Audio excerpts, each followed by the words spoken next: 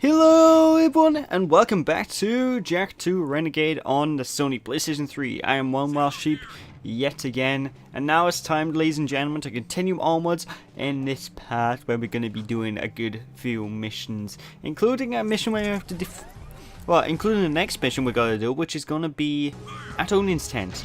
And it's basically going to be a giant protection mission, and it's probably one of my least favorite missions in the game, just because it's so easy to just mess up. At least I remember it being hard to mess up, easy to mess up anyway. Onan says, what took you so long? We had to skip lunch waiting for you too. Okay. She really says, thank you for saving the live seed. But I wouldn't say that if I were her. Give Onan the seed, and she will prepare it for Samus.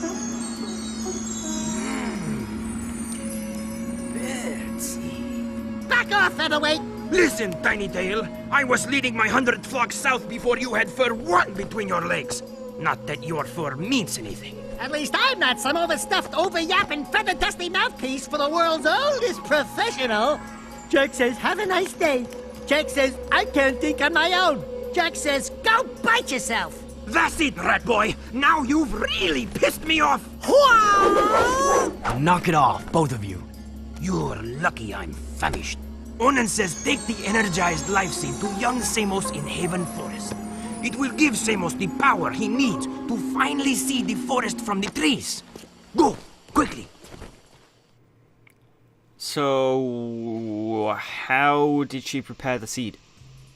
It looked like she was just spinning it in circles, going, ooh, look at this pretty thing. Ooh, don't you want this, don't you?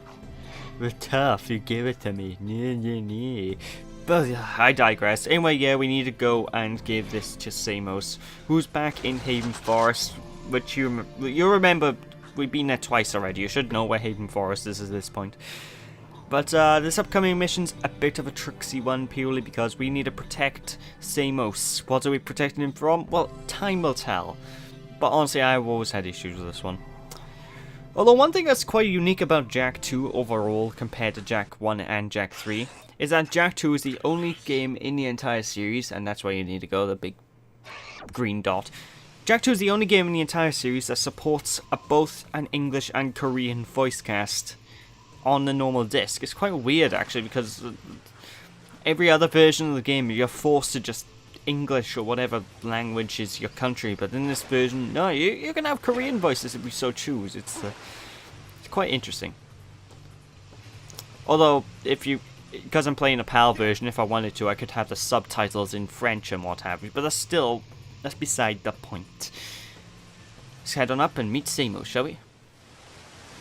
Samus told me to, you told me to, or, well, your older version, whatever. We heard you needed the life seed. Yes, its power will help me speak to the plants. There he is! Roger, we're en route. I see him. Jak, protect me from these guards. I must ask the plants vital questions about our future. Yes, you're gonna ask the foliage about the future. The foliage, you're gonna ask the trees. All they're gonna say is, we're screwed. People are cutting us down for mahogany wood. Mahogany wood.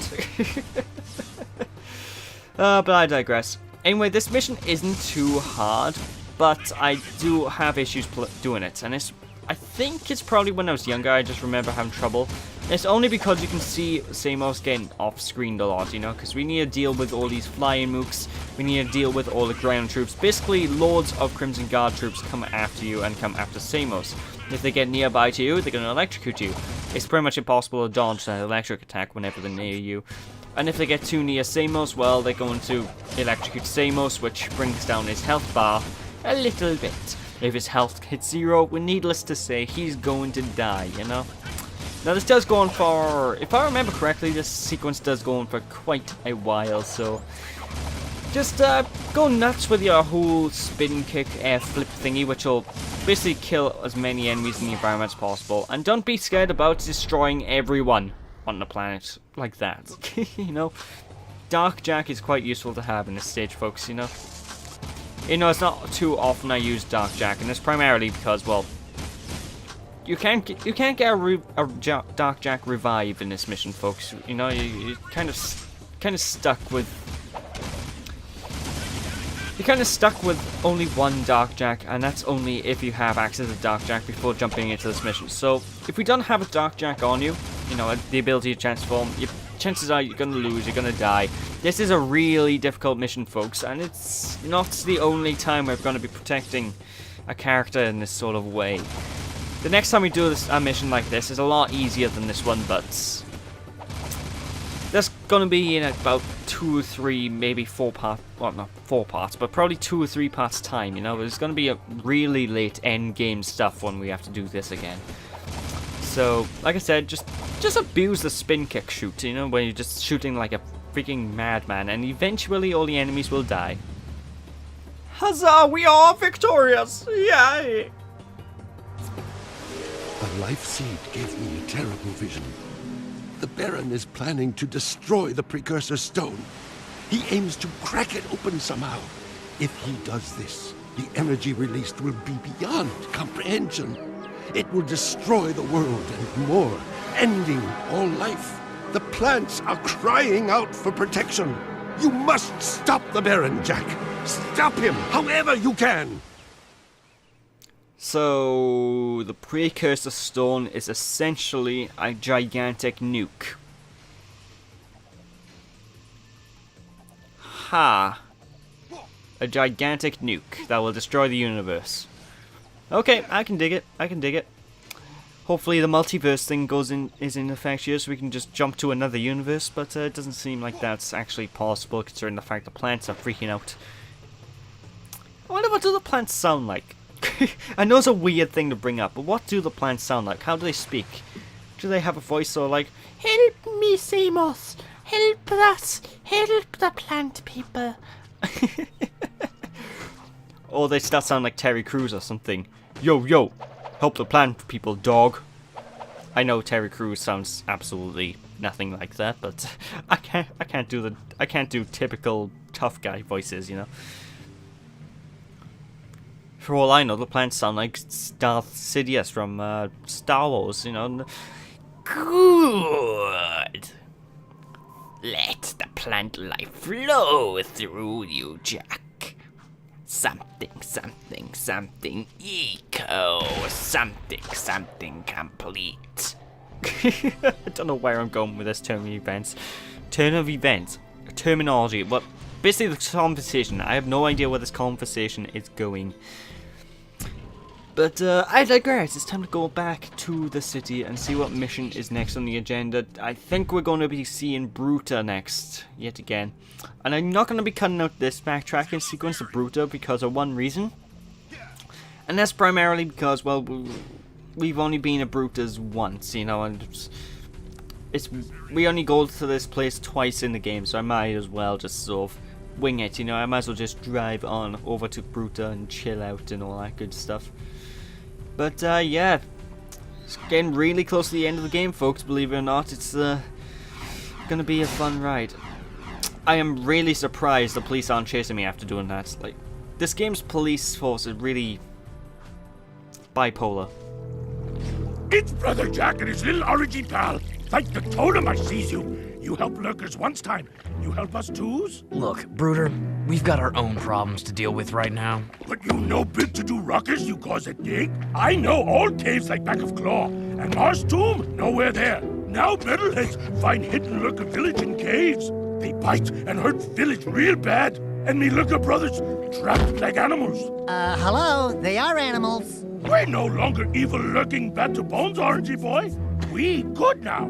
Metalheads are bad. They is enemies. Yeah, I guess we're all in the same boat now. And this ship is sinking fast, brother. Please, save 6 lurker brothers quick, and Bruder will kiss you foot.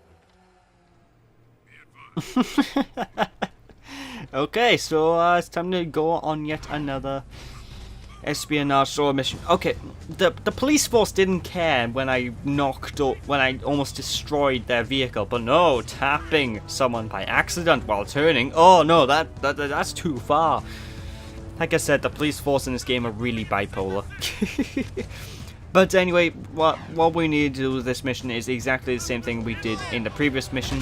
So I recommend using the Mighty Peacemaker here, because you can destroy all of these ships in a single blast, which Makes the mission go by so quickly, you know? And plus a Peacemaker at this point in the game, for me, has just enough ammo. So yeah, just like before, we pick up the lurkers from their captivity in the ships and send them back to their villages where they belong. Although if they were captured from their village in the first place, and then wouldn't they just be found and captured again? The sense, logic, I don't get it. Gah, my brain. But anyways, we've seen this mission before. It's literally the same thing. The only difference is now instead of 3 lurkers, we have 5, which means it's gonna probably take a little bit longer. Fortunately, the Peacemaker comes in and makes the whole length not seem so bad, you know?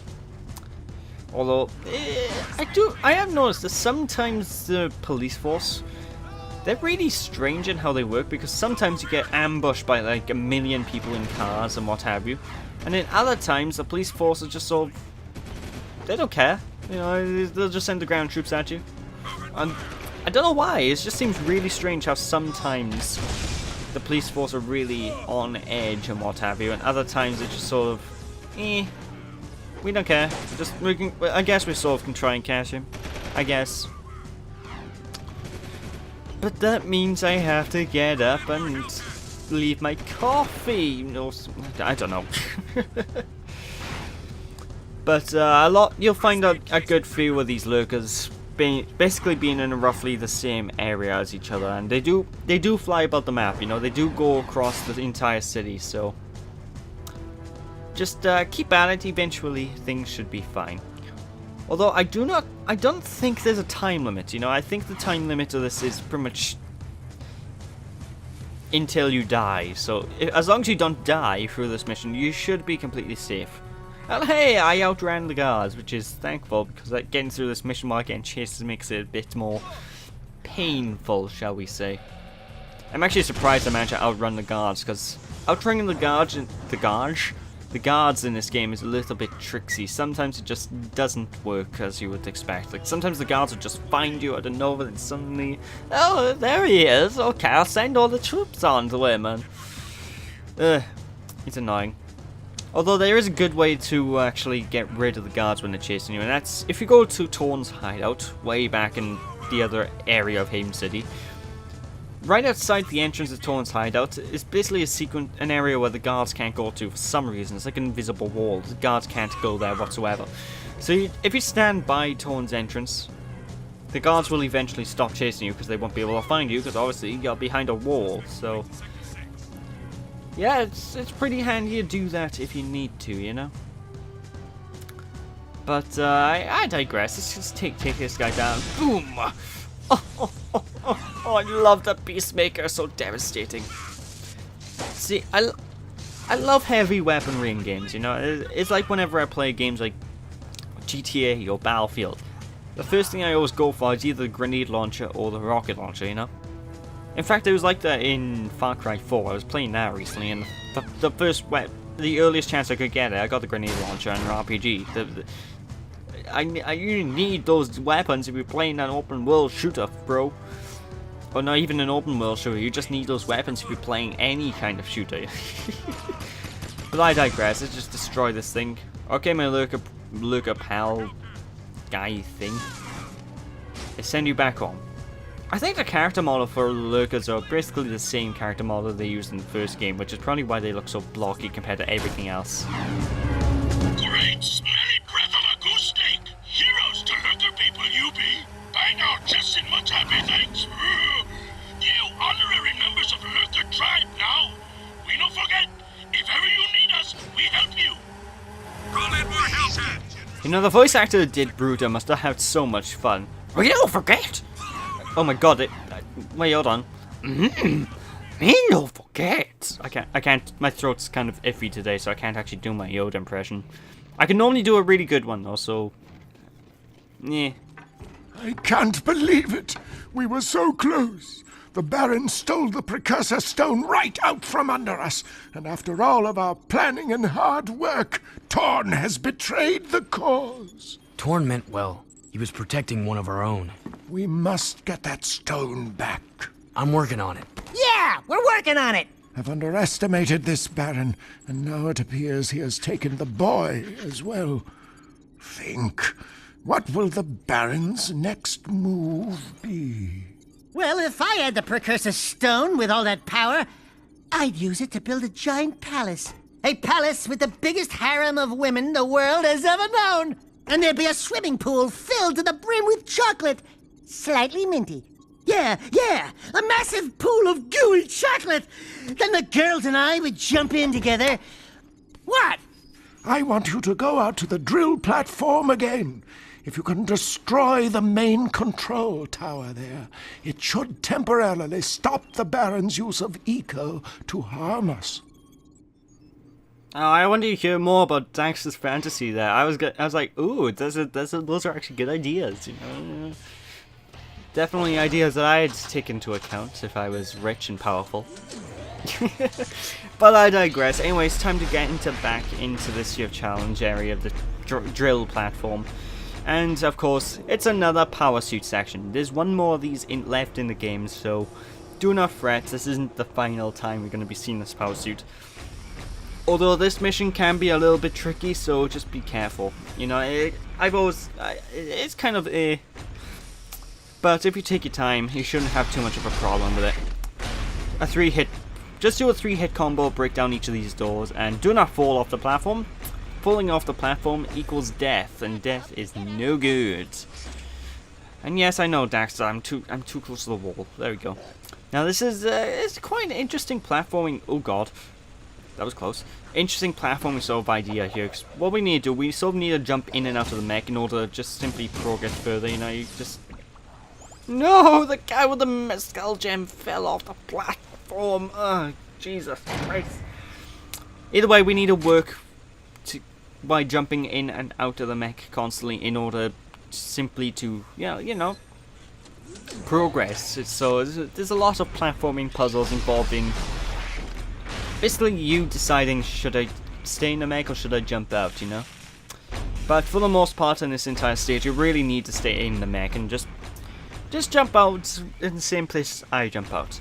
Needless to say, if you touch fire, fire hot, fire bad. Don't touch fire, fire burns. And we don't want to have any burns, do we? We don't. I mean, look at Daxter. Look at him. He's probably the most flammable thing in existence. Kind of like Crash Bandicoot's, which we all know Crash Bandicoot's ultra flammable, just because when he dies in a Crash 2 or something, or even Crash 1 by fire, he just disintegrates. It's kind of terrifying, really.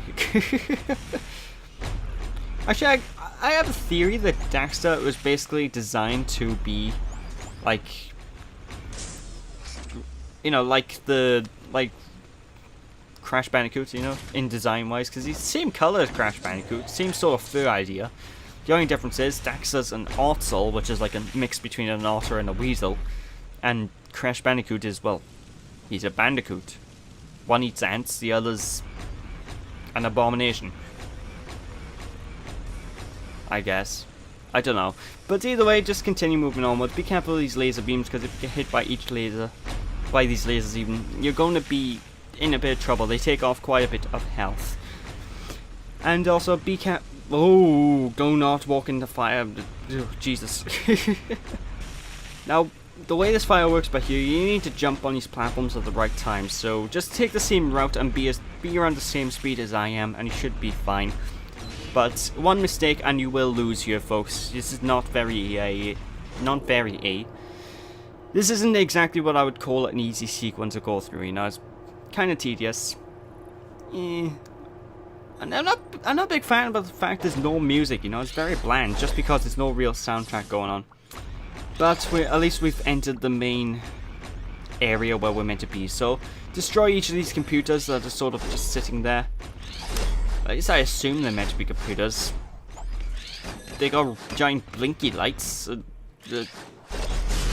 Granted, my computer doesn't have giant blinky lights. I could put giant blinky lights on my computer if I want to. I just don't see the point. Extra power consumption and all that stuff. And I need all those things for my graphics card and what have you. Although I think putting like a few lights on the PC wouldn't really destroy my power. But, you know, that's beside the point.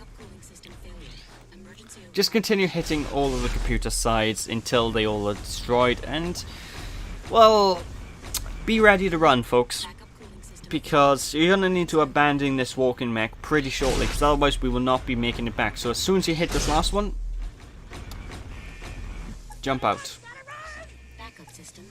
And we need to run, like, really fast, and trust me, roll jump everywhere, because otherwise you are not making it, folks. This is a very tricky sequence. We need to be pinpoint precise with what we're doing. And what I kind of recommend is actually using the hoverboard, just because we can gain a little bit of more permanent speed, you know, whenever we're using the hoverboard. But also be careful, because the fire is still going. You still need to worry about all the timing puzzles that we had to do up until this point, so yeah, rely on the hoverboard to go as fast as possible, and you should have more than enough time, so don't be an idiot like me. If you think you can wait, chances are you can wait, and you don't need to worry too much about, like, you don't need to worry too much about waiting, you know, you don't need to worry too much about timing, because it isn't that hard a thing to do, timing these jumps. So you should have just enough time even while waiting and doing the platforming challenges the authentic way. I still recommend using the hoverboard though if you're precise enough with the controlling it. Like, if you're not precise at controlling the hoverboard as well, ignore it, trust me. But if you can use the hoverboard, do it. That's what I'm basically getting at here. So yeah. Dun dun dun dun dun dun dun dun dun dun dun.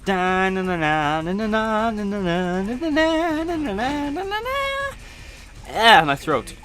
Okay, I'm not doing the Ridley theme anymore. I can't pull that off. But there we go. We got about 15 seconds of spare. Ow! 15 seconds to spare. Now, one thing that annoys me is the timer goes down even while you're in this lift. So, if you're completely unlucky, the explosion will go while you're in the lift and you'll die. So, but I digress. Another blow to the Baron, my good friends. Very soon, our fortunes will change. And with that, ladies and gentlemen, that is it for this part. So, I'm yelling timber, we gotta move, we gotta dance. So thank you all for watching. Hope you all enjoyed. Don't be stupid people. I'll catch you all next time. Bye!